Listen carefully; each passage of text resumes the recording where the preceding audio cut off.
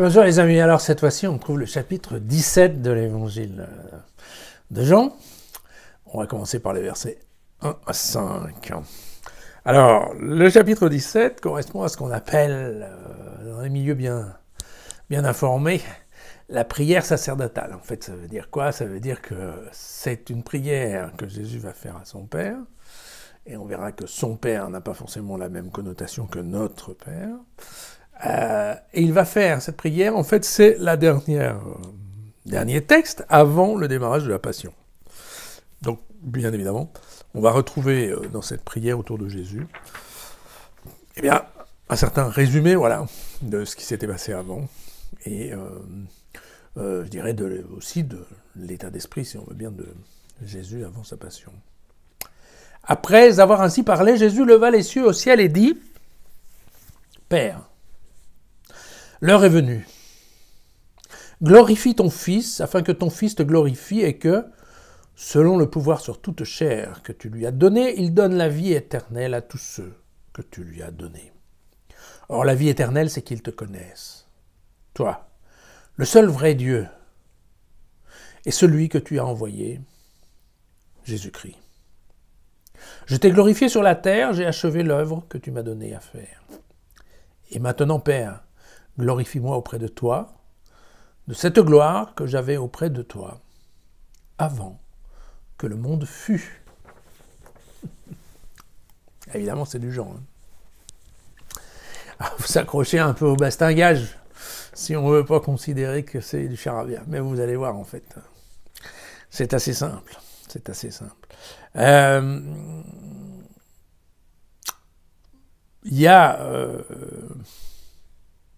un point qui est important, en fait, dans ce passage-là. Il y a plusieurs... Enfin, les mots ont tous un peu leur importance. Hein. Mais, bon, Jésus leva les cieux au ciel, ça veut dire quoi? Ça veut dire qu'il se met dans la position de la prière. Et de la prière que tout un chacun peut faire, puisqu'effectivement, on peut dire que c'est une expression assez commune. Des gens qui prient, quand on prie, normalement, c'est assez facilement qu'on s'adresse vers le ciel. Voilà. Ensuite, il y a cette notion de Père, le Père qui est là. En effet, c'est pas le Notre Père, on n'est pas dans la prière du Notre Père tel qu'on l'a appris dans d'autres textes des évangiles. Là, c'est vraiment une prière personnelle. Hein. On va voir que dans le développement de cette prière, ce que dit Jésus, nous n'avons pas l'occasion de le dire. Donc c'est vraiment quelque chose de particulier, et vraiment pas tout à fait transposable, je dirais, à notre situation. Mais sachant que, oui, il y a aussi, dans les autres évangiles, il y a aussi des moments où, comme ça, Jésus parle directement à son Père. Et ce n'est pas une prière commune, c'est vraiment une prière tout à fait spécifique. Alors, je pense que dans les thèmes qui sont dans ce texte-là, on retrouve plusieurs choses que, bien entendu, nous avons déjà vues. Donc, parlons déjà de la glorification, puisque vous voyez qu'ici on le trouve partout. Je vous rappelle que le deuxième livre, on l'appelle aussi le livre de la gloire. Vous savez que dans l'évangile de Jean, il y a le premier livre qui est le livre des signes, et le deuxième livre qui est le livre de l'heure, ou aussi le livre de la gloire, puisqu'en effet, on trouve ce mot à peu près à chaque carrefour. Alors la glorification,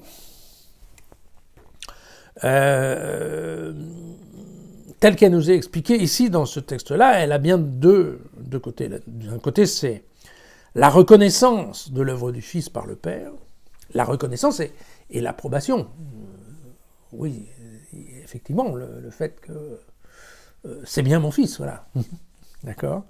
Et puis, il y a aussi une autre part de la glorification qui est la manifestation de la réalité divine, ce qui est globalement la définition même, souvent, de cette parole un peu bizarre, qu'est la glorification. Mais que cela soit fait par, effectivement, une manifestation vivante de Dieu sur terre. Et donc là, très clairement, on est en train de parler de la résurrection, d'accord, comme un signe indiscutable qu'effectivement, le Jésus en question était bien le Fils de Dieu. et que ce qui se passe, c'est vraiment, voilà, il n'y a pas à hésiter, c'est Dieu. D'accord? C'est dans ce sens-là qu'on nous parle ici de la glorification. Alors Jésus est venu donner la vie, hein, donc ça c'est, il donne la vie éternelle à tous ceux que tu lui as donnés, donc vous voyez bien que donner la vie, voilà, on se souvient de l'épisode de Lazare, hein, par exemple, voilà. Et on se souvient aussi du prologue, l'évangile de Saint Jean, Jésus est venu pour sauver le monde, hein, pas pour le juger. Le troisième élément qu'il y a, c'est toujours dans la même phrase. Il donne la vie éternelle à tous ceux que tu lui as donnés. Alors, tu lui as donné, c'est ce qu'on appelle effectivement l'élection divine, dont on a parlé l'autre jour, à savoir que, effectivement, c'est un peu délicat parce qu'on ne sait pas si le Père a appelé tous les hommes et que seulement certains ont entendu et sont allés effectivement vers Dieu, ou si, effectivement, Dieu a déjà fait une sélection, un certain nombre de personnes pour qu'elles soient enseignées par Jésus et ensuite sauvées. Nous avons également une indication sur la vie éternelle. Encore une fois, c'est la définition de Jean. La vie éternelle, c'est qu'ils te connaissent, toi. La vie éternelle, pour Jean, c'est vivre auprès de Dieu.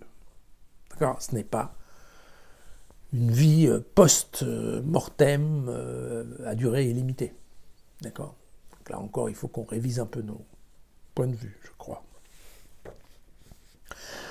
Il y a bien entendu l'idée que voilà, la mission est achevée. Hein, j'ai achevé l'œuvre que tu m'as donné à faire. Donc c'est en effet, c'est l'heure. Hein, c'est fini.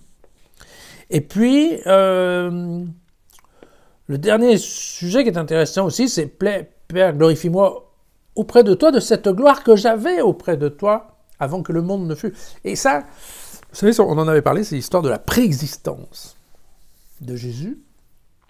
Le fait qu'effectivement, il était avec Dieu, il était parti de Dieu. Et Dieu, n'oublions pas que Dieu, c'est lui qui a créé le monde. D'accord ?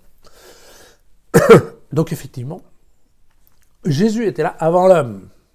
C'est ce qui lui permet cette omniscience, comme on dit, c'est-à-dire le fait que bien, Jésus connaît tous les gens, un par un, et il connaît tout d'eux-mêmes. C'est comme ça qu'il pourra dire de Nathanaël, voici un bon juif. Voilà. Si Jésus sait tout, c'est parce qu'il était là avant l'homme, et comme c'est lui, Dieu, qui l'a créé, il sait effectivement ce qu'on a mis dedans. Alors, quitte à risquer la punition, si ce n'est divine, en tout cas ecclésiale,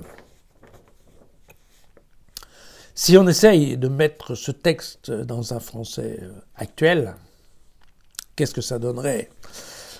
Quelque chose du genre « Papa, dis à tout le monde que j'ai bien fait mon job sur la terre, que j'ai bien expliqué à ceux qui ont suivi mes cours qui tu étais et ce que tu attendais des hommes, que je leur ai bien indiqué aussi ce qu'ils doivent faire pour arriver jusqu'à toi.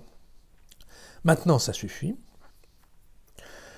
Montre à tous que je suis bien effectivement ton fils en me laissant revenir auprès de toi, à la place que j'ai toujours occupée avant cette aventure terrestre.